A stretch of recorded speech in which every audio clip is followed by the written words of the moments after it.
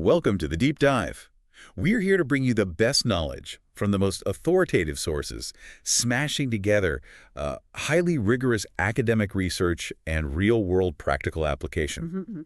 Today, we are undertaking a deep dive into the foundation of literacy, reading comprehension for our youngest learners, kindergarten through third grade. That's right. We have focused primarily on the Institute of Education Sciences Practice Guide, Improving Reading Comprehension in Kindergarten through Third Grade.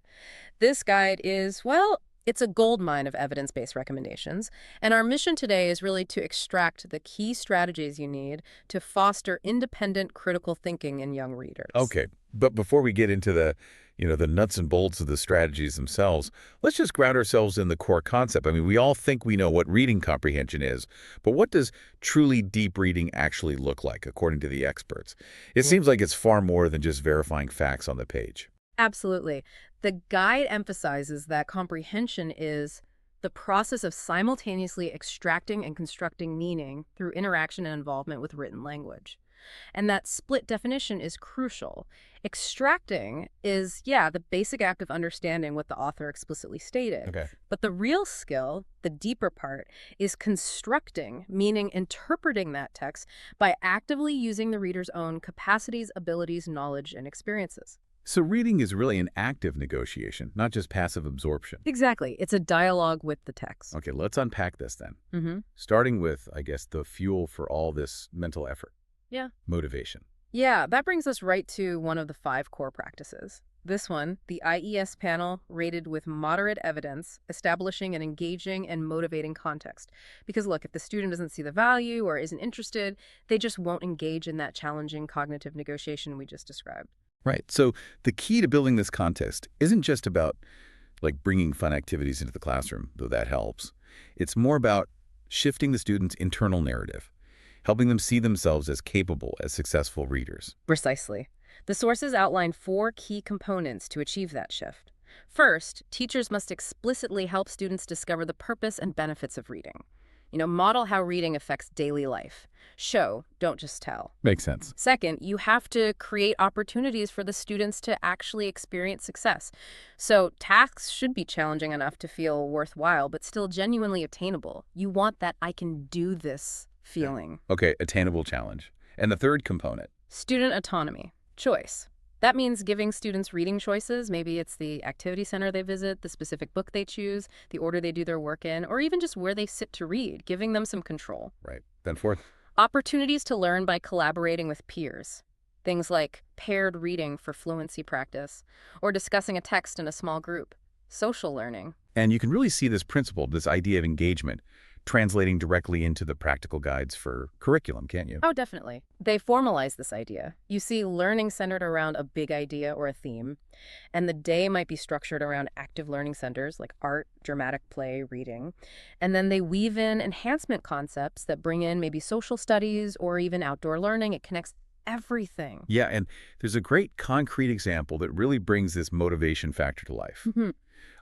Those activities centered around a theme like Halloween and Dia de los Muertos for, 6 to 8-year-olds. Exactly. Instead of simply reading a book about candy, the guide suggests this hands-on science activity. Take 4 pieces of the same candy, put them in different liquids like oil, milk, water, vinegar, and then observe the changes over several days. Okay. So it connects the theme candy to scientific observation, curiosity, prediction.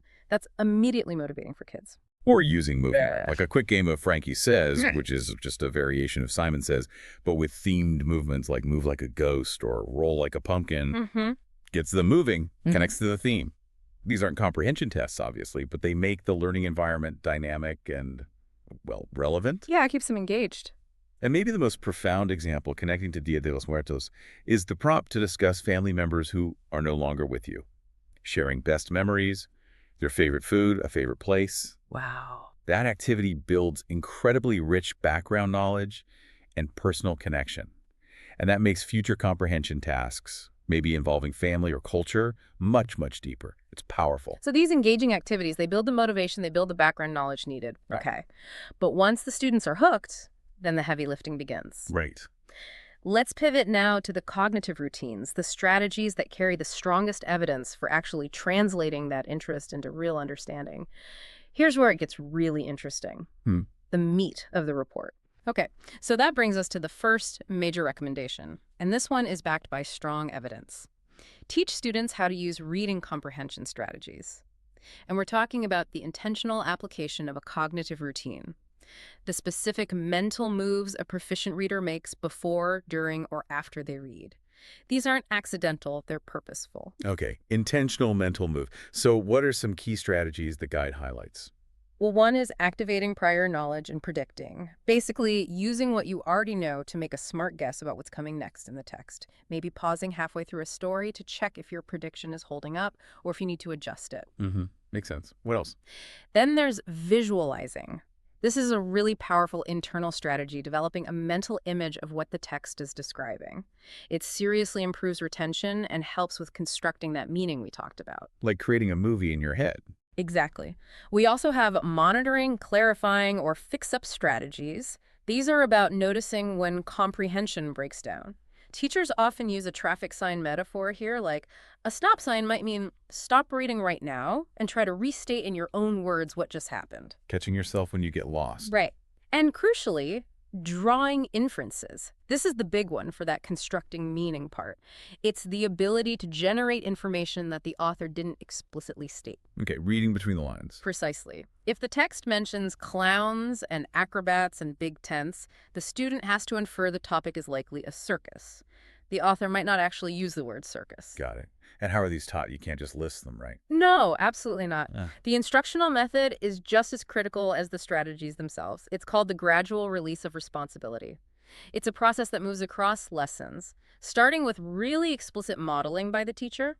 The teacher has to think aloud about their own process. That think aloud modeling feels so crucial, but maybe easily overlooked. Can you give us a quick example? Like, what does that actually sound like in the classroom? Sure. Okay, so say you're teaching visualizing. The teacher might pause after reading a descriptive sentence like, the wolf crept behind the giant jagged rock. Then the teacher says something like, okay, when I read that, I'm picturing a really big rock with sharp edges, maybe dark gray, and it's casting a long, sharp shadow. And I see the wolf's eyes just peering over the top edge. Making that picture helps me keep the scene straight in my mind and feel the suspense. Ah, okay. So they're literally voicing the internal conversation. Exactly. They're modeling the internal process externally. And then you move the student from that explicit model through collaborative use with peers, then guided practice with teacher support, and finally, the goal is full independent use by the student. Okay, gradual release. That makes sense. So moving beyond those specific strategies, the second major recommendation, this one backed by moderate evidence, emphasizes teaching students to identify and use the text's organizational structure. Right. Understanding structure is like having a map for the information. It's key to managing the content, especially as texts get longer and more complex. For narrative texts, stories, fable students need to learn to spot and connect the typical elements. Characters, setting, maybe a goal, the problem or conflict, the plot or sequence of events, the resolution, and sometimes a theme or message. And teachers often use tools for this. Yeah, graphic organizers like story maps are really common. They make those relationships visible, or sometimes mnemonics like linking each story element to a finger. And what about informational texts? Things like science articles or historical accounts, their structure is totally different, often not linear at all. Exactly. And kids need explicit instruction here too. They need to learn common structures like description, sequence, problem and solution, cause and effect, and compare and contrast. The sources also stress the importance of teaching students to recognize clue words often associated with these structures, words like because, therefore, as a result for cause and effect, or both, alike, different from, however, for compare and contrast. But there's a catch, right? Yes, a critical caution. Students shouldn't rely only on those clue words. Good writers often integrate structures more subtly or imply them without using those very explicit signal words. So it's a tool, but not the whole picture. Okay, now before we dive into the details of the next couple of recommendations, quality discussions, and text selection, we kind of have to address the elephant in the room, don't we? The IES guide itself notes that these next two have minimal evidence specifically for this K-3 age group. So if the research doesn't strongly back these strategies for these young readers, why should a busy teacher invest their limited time here? Isn't there a risk of, curriculum overload? That is a really critical question, and it honestly speaks to the limitations of the research currently available specifically for K-3. The panel of experts who wrote the guide included these two recommendations, discussion and text selection, precisely because they are considered absolutely critical, high-leverage practices based on strong research findings with older students. Oh, okay. The expert consensus is basically that these elements, rich discussion and high-quality text, are indispensable building blocks for future reading success, even if the direct causal link research for K-3 outcomes specifically is still developing. They're foundational. That makes sense. So it's like a necessary investment in future capacity, even if the immediate payoff isn't as clearly measurable in studies yet. Exactly. You're setting the stage. Okay, so let's look at the first of those then. Structured discussion. The recommendation is to guide students through focused, high-quality discussion. And the key here is moving far beyond simple question and answer routines. It has to be a thoughtful exploration of the text. Right. The goal is really to elevate the conversation. Teachers should think about structuring questions based on the NAEP categories of comprehension, moving students progressively. You might start with basic locate and recall questions: who went to the store, but quickly move to integrate and interpret: why do you think the character felt sad? And ultimately to critique and evaluate: do you think the character made the right choice? Why or why not? So we're pushing past just remembering facts towards genuine, higher-order thinking. Asking questions like, what do you think is the most important message the author wants us to take away from this story? Mm-hmm. Or even, based on what happened, how might this character behave differently next time they face a similar problem? And the follow-up is key, isn't it? Always. You absolutely must follow up. A good teacher constantly asks questions that push students to justify their thinking using evidence from the text. What makes you say that? Or, show me the part in the book that supports your idea. Or, how does what you just said connect with what Maria said earlier? Building that collaborative, evidence-based discussion style. Yes. And for small group discussions, there are even simple tools to help manage participation, like giving students a few chips or tokens. They turn one in each time they contribute, which helps ensure everyone gets a chance to speak and one or two voices don't dominate the whole conversation. Simple but effective. Okay, the final recommendation, number 4, also with minimal evidence for K-3 but deemed crucial, is to select texts purposefully to support comprehension development. This sounds like being really intentional, no one-size-fits-all text. Exactly right. Text selection needs to prioritize, first, genre variety. Students absolutely must encounter both literary texts, things like fiction, fables, poetry, and informational texts like expository writing, news articles, biographies, timelines. The sources are really clear on this. Being good at reading stories does not automatically make you good at reading, say, a science explanation. The skills are different.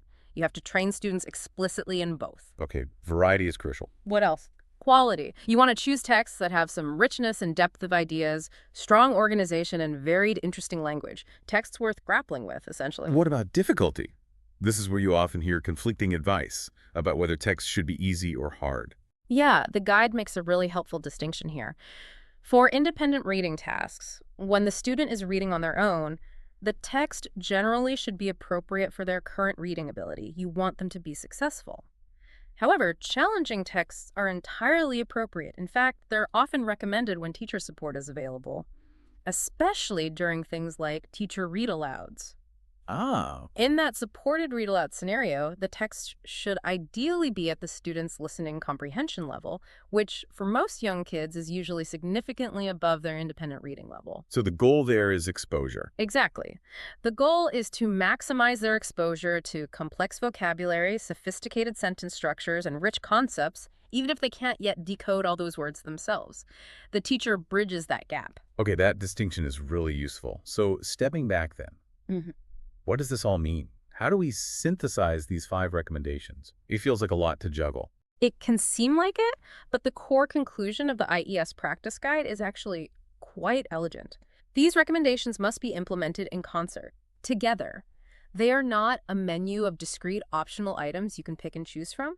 The idea is that strategy instruction, Rec 1, and structure instruction, Rec 2, need to happen using high-quality, engaging texts, Rec 4, that actually warrant that kind of intellectual effort. Right. And that effort should lead to meaningful text-based discussions, Rec 3, all happening within an overall motivating and engaging classroom context, Rec 5. They have to function as an indivisible whole.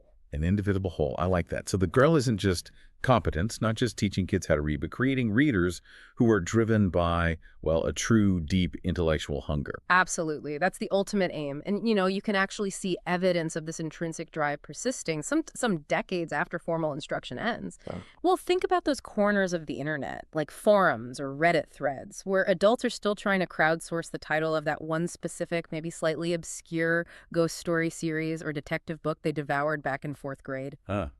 Yeah, I've seen those. People have vivid memories. They do. That deep, almost visceral connection to a text, that lingering curiosity years later, that's the real indicator of deep comprehension and engagement success, isn't it?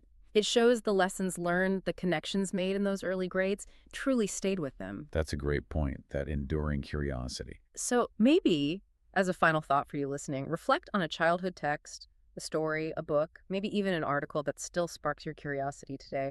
What was it about that text that stuck with you? That's the kind of connection we're aiming for.